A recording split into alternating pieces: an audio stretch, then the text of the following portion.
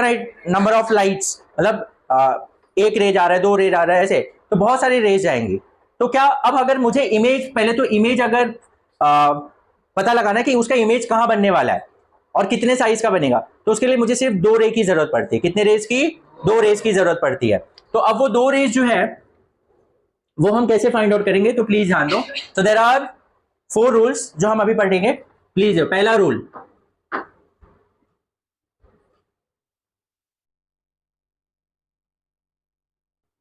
this is pole, this is focus and this is center of curvature. Okay, पहला रे, देखो मैंने बोला देयर आर इनफाइनाइट रेज, तो मुझे सब रेज से लेना देना नहीं, हमें जस्ट सिंपली पता लगाना है कि इमेज कहां बनेगा और कितना बड़ा बनेगा। उसके लिए मुझे सिर्फ दो रे की भी दो रे का इंटरसेक्शन पॉइंट भी मिल जाएगा, तो भी क्या मिल जाएगा, मुझे उसका लोकेशन मिल जाएगा। तो इसके लिए हम लोग एटलीस्ट 4 रे के बारे में पढ़ेंगे।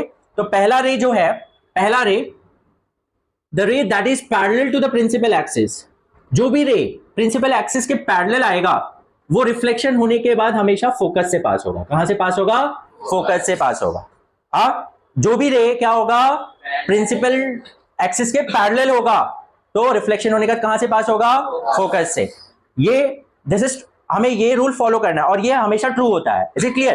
तो हमने एक रे के बारे में पढ़ लिया कि कोई भी रे, अब देखो अगर यहां ऑब्जेक्ट रखा है तो यहां से ऑब्जेक्ट से तो there are millions of rays जा रही है, तो मुझे सब रे की जरूरत नहीं है, मुझे दो रे की जरूरत है। उसमें एक रे के बारे में हमने पढ़ लिया, क्या?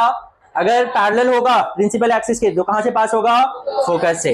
This is true for concave as well as for convex. अब जैसे ये कॉन्वेक्स है, प्लीज ध्यान दो, ये कॉन्वेक्स है, ये कॉन्वेक्स मिरर में this is a pole, this is a focus, this is a centre of curvature. Any ray that is parallel to the principal axis, तो क्या लगता है यहां फोकस से पास होगा क्या? नहीं, it will appear to coming from the focus, it appears to be coming from the focus. ऐसा लगेगा वो फोकस से आ रहा है। समझ में आ रहा है? यहां पर क्या होगा, प्रिंसिपल एक्सिस के पैरेलल है तो फोकस से पास होगा, यस। और यहां पर प्रिंसिपल एक्सिस के पैरेलल है, it appears to be coming from the focus. Is it clear? ये पहला रे के बारे में हमें पढ़ना है। तो जब भी हम कॉनकेव और कॉन्वेक्स का रे डायग्राम बनाएंगे तो ये रे हम यूज कर सकते हैं कि अगर पैरेलल होगा तो कहां से पास होगा? आइदर वो फोकस से पास होगा और it appears to be coming from the focus. This is the पहला रूल। दूसरा रूल, दूसरा रे के बारे में हम पढ़ेंगे। It is observe that any ray that is passing through the focus, अगर कोई भी रे जो फोकस से पास होगा, कहां से पास होगा? फोकस से पास होगा, वो हमेशा प्रिंसिपल एक्सिस के पैरेलल हो जाता है। It will become parallel to the principal axis. Is it clear? तो सेकेंड रे के बारे में हमने पढ़ा, if any ray that passes to the focus, वो हमेशा क्या होगा? Parallel to the principal axis. Same thing applies in case of convex में, but obviously वहां ये होगा। अब ये हो गया फोकस, ये हो गया centre of curvature. Now any ray that is in the line of focus, मतलब ऐसा रे जो ऐसा लगे कि वो फोकस से पास हो सकता है बट ये जाएगा नहीं, तो ऐसे रे जो फोकस के लाइन में होगा, वो रे रिफ्लेक्ट होने का क्या हो जाएगा? पैरेलल हो जाएगा। क्या हो जाएगा? Parallel to the principal axis. So this is the second ray. Is it clear? तो पहला रे हमने रूल पढ़ा, any ray that is parallel to the principal axis after the reflection passes to the focus. यहां पर parallel है तो it appears to be coming from the focus, वो जो रिफ्लेक्टेड रे होगा ऐसा लगेगा वो फोकस से आ रहा है। Is it clear? सेकेंड रे के बारे में, any ray that is passes to the focus after the reflection become parallel to the principal axis. In case of convex, any ray that is coming in the line of focus after the reflection, it will become parallel to the principal axis. Okay, अब हम third रे के बारे में पढ़ेंगे। Third रे is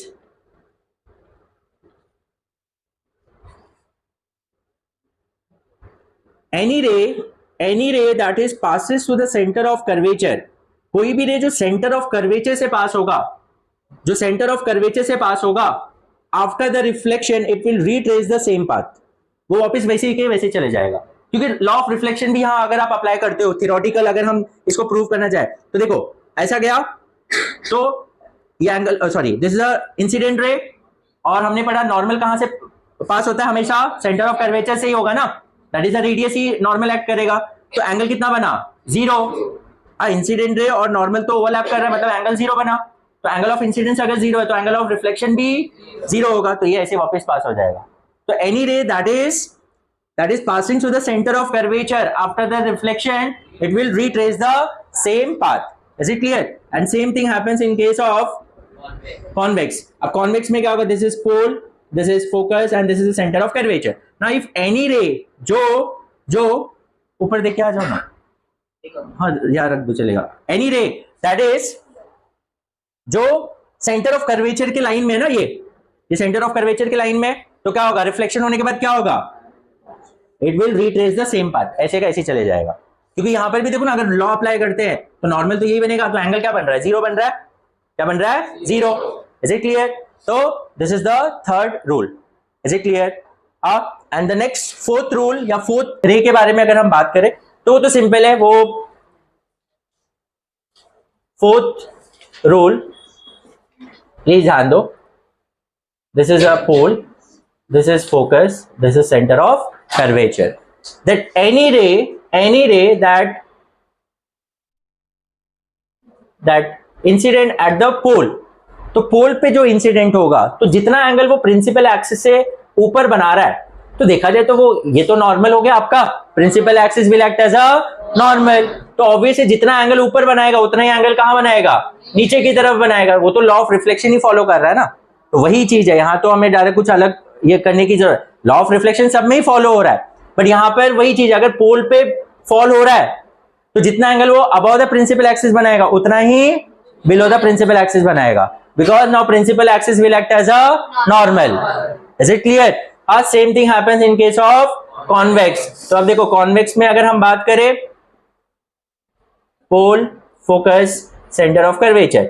now any ray अगर वो पोल पे इंसिडेंट हुआ तो रिफ्लेक्ट होके नीचे की तरफ ऐसा जाएगा, तो जितना एंगल ऊपर बन रहा है उतना एंगल नीचे बनेगा। Is it clear? So this are the four rays, ये चारों में से हमें कोई भी दो रे यूज करना है। Is it clear? समझ में आइए?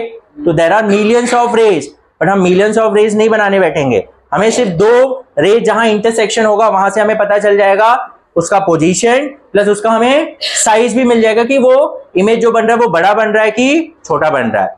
तो पहले तो आपको ये चार रूल याद रखना है, या चार रे के बारे में याद रखना है। पहला, any ray that is parallel to the principal axis passes through the focus. अगर हम कॉनकेव की बात करें, कॉन्वेक्स में any ray that is parallel to the principal axis, it will appear to be coming from the focus. Second, any ray that is passes through the focus after the reflection become parallel to the principal axis. Convex में अगर हम बात करें, any ray that is coming in the line of focus after the reflection become parallel to the principal axis. Third, any ray that is passes to the center of curvature after the reflection retrace the same path. Is it clear? Same यहां पर भी वही हो रहा है। Is it clear? Convex में। And next is any ray that incident at the pole, the angle it is making above the principal axis, it will make the same angle below the principal axis, because now principal axis will act as a normal. Is it clear? Same happens in case of convex. समझ में आया? ये चार रे में से हम कोई भी दो रे यूज करके हम पूरा रे डायग्राम बनाएंगे। Is it clear? समझ में आया? चलो ये ड्रॉ कर लो फटाफट।